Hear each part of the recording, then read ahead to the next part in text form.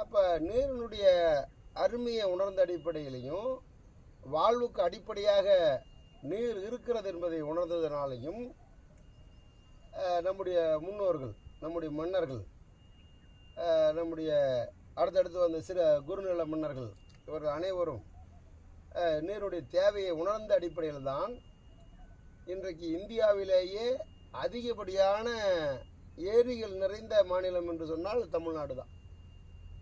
ஏறத்தாழ பொதுப்பணித்துறையினுடைய கட்டுப்பாட்டில்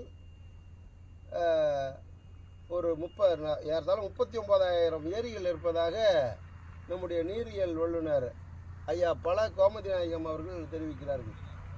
ஏன்னா உயர் நீதிமன்றம் நம்முடைய அணைகள் பாதுகாப்பு குறித்தும் நீர்நிலைகள் பாதுகாப்பு குறித்துக்குமாக நியமித்த ஒரு வல்லுநர் குழுவில் தானாக முன்வந்து ஐயாவை அவர்கள் உள்வாங்கி கொண்டார்கள்.